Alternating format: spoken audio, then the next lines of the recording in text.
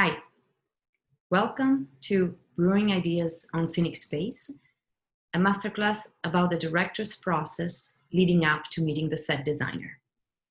My name is Arianna Bardesono. I am a theater director and theater maker. I was born and raised in Italy, and I live now in Montreal, where I'm talking to you from. I am a graduate of the National Theatre School Directing Program, and I am a faculty member presently. If you'd like to know anything else about me, you can just go on the same page where you've accessed, if you haven't done it already, this masterclass and read my bio there. So I want to start by welcoming all of people that are in different places in Canada and also in a few cities in the world. It's very exciting to have you here. Thank you for signing up to this class.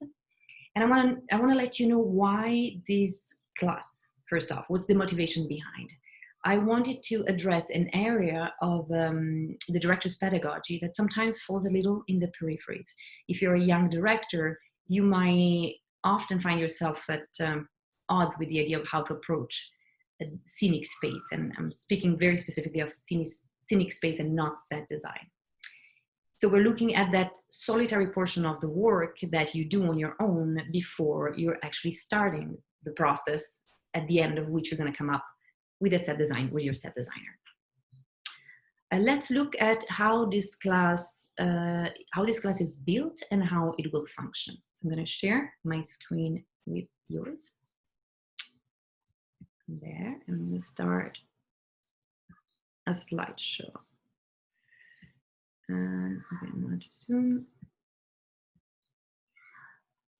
There. Here we go. All right. So this masterclass is built in a total of 6 capsules, 6 videos. The first one today is an introductory one. Then you have the second, third, fourth, and 5th, who are the core classes. A 6th and final one, which is the wrap up and the conclusion. Every Monday, you'll find, starting from today, one of these capsules. How am I going to speak about scenic space? Not just in conceptual and theoretical words, but I decided to use a text to actually apply notions to something that is a concrete exercise. So I chose one text, or the text chose me, we'll talk about it later, which is A Doll's House by Ibsen. I am working on it in the translation of Frank Guinness. And I also chose a space, very specifically a theater space, that will give us the good parameters and limitations to talk about space in concrete terms. I've chosen one of our main English spaces in Montreal, which is the Center Theatre, number 2, because there are 2 spaces in there. How are you going to take the most out of this class? Number 1, by reading the play. So I invite you this week to read the play in detail. Then you'll follow along. And then I'm making myself available every Friday between 1 and 2 p.m. Montreal time to connect with you live and to answer questions and hear you about reflections on what I spoke about on the previous Monday. It would be lovely to see your faces and to put faces to a screen. So whomever is going to follow this class, make the most of it. Let's have a conversation. A little disclaimer before we get into the overview of what the core classes are.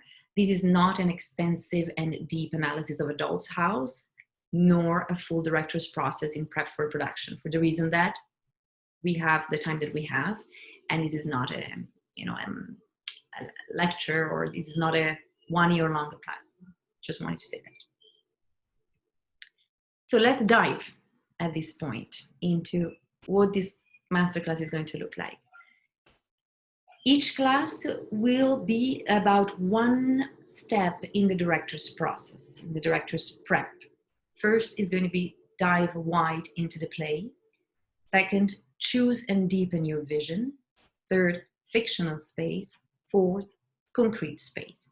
The first 2 are really the fundamental work that a director needs to do no matter what, meaning appropriating and owning the play and finding what it is your director's vision. The third and fourth are going to be much more specific on space, scenic space, and on concepts related to it, from a theory point of view and from a very concrete point of view as well. So let's look into the first one. Dive wide into the play. When you dive into the play, the first week, we're going to look at specifically how a director enters the world of the play. And we do it naturally in two parallel tracks, if I can say, using our right brain and left brain. On one side, there is the more Cartesian work of text analysis and research, and on the other side, the intuitive emotional responses that we have. Of course, these two tracks, as I'm saying, are parallel. They do not happen one after the other, but they continually intersect and influence each other. When you start with text analysis and research, what you're doing is you're really dissecting the play. So you're answering questions like, what's the play structure? What are the major ideas, themes? What's the style and genre? And so on.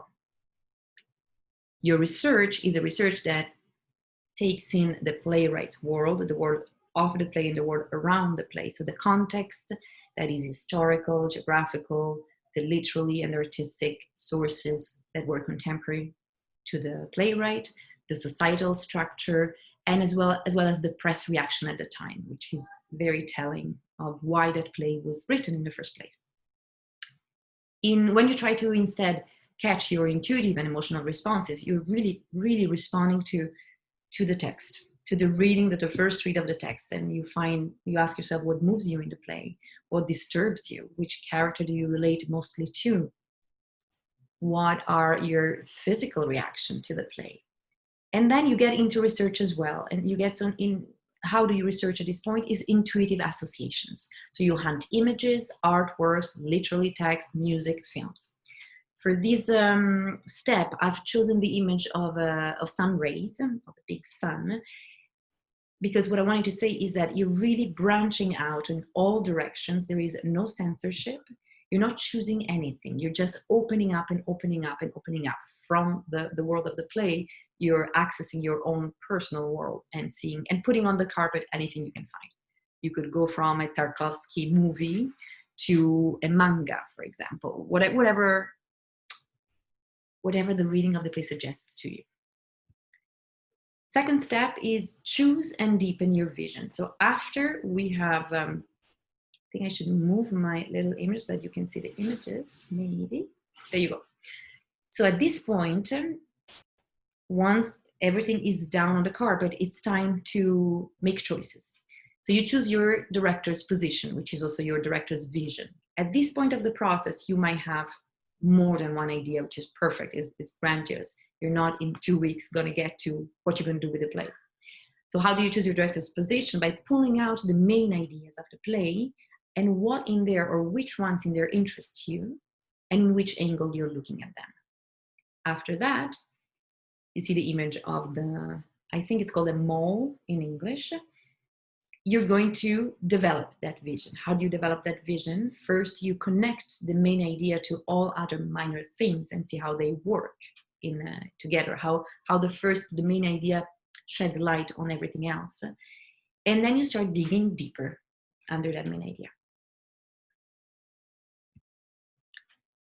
Now we get into the third step, which is really concentrating and focusing on space, and specifically on fictional space.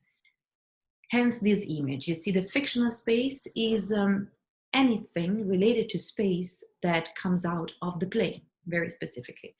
So I divided these in 2 points. We can look at the space by analyzing locations, architecture, geography, climate, seeing which ones are the visible spaces versus the hidden ones, the evolution of that space, etc. We also look at the same space as a symbol and under the point of view of how it functions. And it's meaning what's the relationship that the characters, for example, have with the space. Does the space carry political, economical, societal structure, understructures, power dynamics? What does it embody, if anything, and so forth. And then we get to our fourth and final core classes, which instead it's at this point we are ready to embrace the thought of the space of the theatrical event. By theatrical event, what I'm talking about is the show, the production, if you want, but the term event is very important for me because it's something that is happening actively that night and every night, of course, that the audience is there.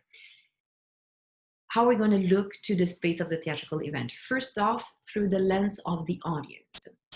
One of the number one choices that the director needs to make is, what is the game that I'm going to play with the audience, and what are the rules of the game?